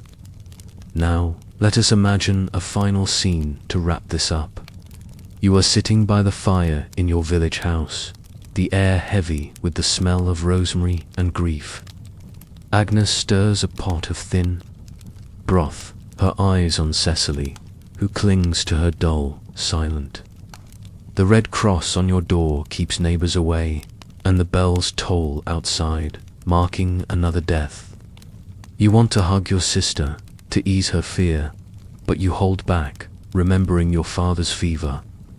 The house feels smaller, the walls closing in with every loss.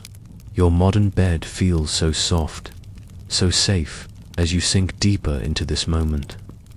Social bonds during the Black Death were a fragile thread, stretched thin by fear and loss, yet still holding families and villages together, just barely, nice and easy. That is it. Your breathing is so calm now, your muscles completely relaxed, as we leave the world of strained social bonds behind. The medieval village fades into the evening mist, the scent of rosemary lingering faintly. You are back in your own time, your own bed, so soft and comfortable compared to that lonely house. The church bells are silent now, replaced by the gentle rhythm of your own breathing. Let your eyelids grow heavier, let your body sink deeper into the mattress, as we prepare to explore the next part of daily life during the Black Death. For now, just rest, safe and warm, grateful for the simple safety of your modern life. The air smells of wood smoke and damp earth, and the straw beneath your rough woolen blanket rustles softly as you shift. It is dusk now, and the faint toll of church bells echoes through the mist, a grim reminder of the plague's deadly toll. Today, we are diving into the seventh part of daily life during the Black Death, the horrors of hygiene. In a world with no running water or soap, poor sanitation fueled the plague's spread. From unwashed clothes to shared water sources, every daily task was a brush with danger. So, let us explore the filthy, perilous world of medieval hygiene, where staying clean was nearly impossible. Your breathing slows now, deep and calm. As we step into this grim time, picture yourself in a small thatched-roof house, its walls of wattle and daub cold and damp. You are standing by a wooden bucket, its water cloudy and smelling faintly of the stream it came from. Your sister, let us call her Cecily, is scrubbing a woolen tunic with her hands, the fabric heavy and stained with sweat. The air is thick with the musty scent of unwashed bodies and the sharp tang of burning herbs, meant to ward off the plague. Outside, the street is a muddy mess, littered with refuse and animal waste, a breeding ground for the fleas that carry the disease. You rub your face with a rough cloth, hoping it is clean, but your skin feels gritty and your hair itches. Your modern bathroom, with its hot showers and fresh towels, feels like a luxury. Your muscles relax deeper as you imagine this dirty, daunting world. Let us talk about why hygiene was such a challenge during the Black Death, the plague, caused by the Yersinia pestis bacterium spread by fleas, thrived in the unsanitary conditions of medieval Europe. People did not understand germs, believing the plague came from bad air or God's wrath. Bathing was rare, as many thought water opened the body to disease. Soap was a luxury, and clean water was scarce, often drawn from polluted streams or wells. Clothes were worn for weeks without washing, and houses were crowded with straw bedding that harbored fleas. Poor sanitation turned every village into a petri dish, spreading the plague faster than anyone could comprehend. Your breathing slows even more, your body sinking into the mattress, as you think about the invisible danger lurking in every corner. The daily reality of hygiene was grim. You wake to find your tunic stiff with dirt, its wool heavy with sweat and grime. Washing it means a trip to the stream, where you kneel in the mud, scrubbing with cold water and no soap. The stream is shared by the whole village, used for drinking, washing, and waste, its surface slick with filth. You might rinse your face with a damp cloth, but it is the same one used by your family, spreading dirt or worse. Your hair itches, likely crawling with lice or fleas, but combing it out is a chore, and cutting it short risks looking like a penitent or a criminal. The house is no cleaner, its floor of packed earth or rushes soaked with spilled food and mud. You light a fire, hoping the smoke will purify the air, but it only adds to the stench. Your breathing is so calm now, your eyelids heavy, as you picture this filthy routine. The role of shared spaces made things worse. The village stream, or well, was a hub of activity, where women like Cecily washed clothes, children fetched water, and animals drank. But it was also a source of contamination. Waste from homes and livestock flowed into the water, carrying disease. People shared buckets or cups, unaware that fleas could jump from one person to another. The market, too, was a hygiene nightmare, with vendors handling food with dirty hands, their stalls surrounded by refuse. Even churches, where you prayed for salvation, were filthy, with straw and dirt tracked in by worshippers and fleas hiding in the folds of their clothes. You might see Cecily hesitate before dipping her bucket, her eyes scanning the murky water for signs of poison. Your modern tap water, clean and endless, feels like a miracle. Your muscles loosen now, your body sinking deeper into your bed as you imagine this polluted world. The dangers of poor hygiene were deadly. Fleas thrived in dirty clothes, bedding, and houses, spreading the plague with every bite. A single flea could infect a whole family, and no one knew to check for them. Open wounds from scratching lice bites could fester, leading to infections that turned septic without antibiotics. Waterborne diseases, like dysentery, added to the death toll, as people drank from contaminated streams. The lack of sanitation also fueled fear, as rumors spread that wells were poisoned, leading to violence against outsiders.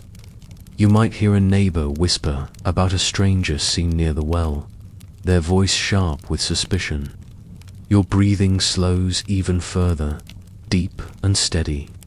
As you picture this invisible threat, let us bring in a historical example to make this vivid. In 1348, the chronicler Gabriel de Musy described Piacenza during the Black Death.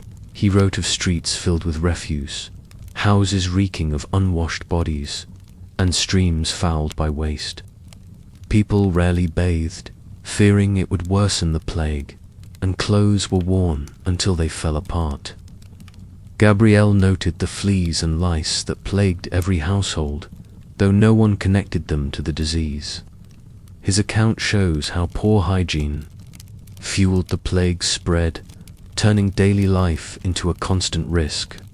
Your breathing is so slow now, your body completely relaxed, as you picture Piacenza's filthy streets, heavy with the stench of decay. Let us explore a fictional but realistic story to bring this to life. Imagine you are a young woman named Alice, a baker's daughter in a village near Paris in 1349.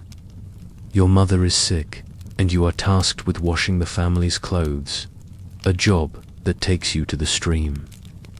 The water is cold and murky, its surface dotted with leaves and worse. You scrub your father's tunic, your hands red and raw, but the stains remain, and you notice tiny black specks, fleas, crawling on the fabric. You shake them off, your heart racing, and rinse the cloth quickly, fearing they carry the plague. Back home, you sweep the rushes from the floor, but dust and fleas rise in clouds, making you cough. Your modern shower, with its hot water and clean towels, feels so safe as you sink deeper into Alice's story. The social impact of poor hygiene was profound. Villages that once shared resources, like water or washing spaces, became tense as people feared contamination. Neighbors avoided each other, refusing to share buckets or help with chores. Some accused outsiders, like Jewish families, of poisoning wells, leading to violent attacks fueled by panic. The church tried to enforce cleanliness, urging people to burn refuse or purify their homes, but with little effect. Families like yours grew isolated, each household a fortress against disease. You might see Alice's neighbor turn away, refusing to lend a bucket, her eyes narrow with fear. Your breathing is so calm now, your body utterly at peace. As you picture this divided community, the cultural context of hygiene was tied to medieval beliefs.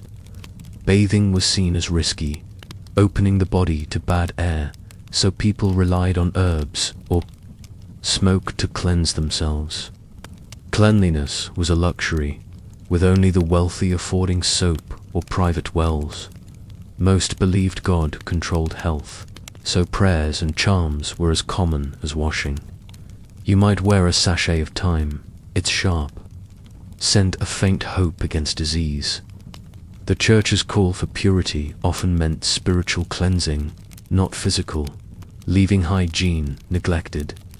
Your breathing slows even further, deep and steady, as you reflect on this grim misunderstanding. Now, let us imagine a final scene to wrap this up. You are standing by the stream, the cold water chilling your hands as you scrub a worn tunic. The air is heavy with the smell of mud and decay, and the distant bells toll for the dead. Cecily kneels nearby, her small hands trembling as she rinses a cloth, her eyes darting to the water's murky surface. The village is silent, its streets filthy with refuse, and you feel an itch on your arm, a flea perhaps, that sends a shiver of fear through you. Your modern bed feels so soft, so clean, as you sink deeper into this moment. Hygiene during the Black Death was a losing battle, turning every touch and breath into a risk. Nice and easy, that is it.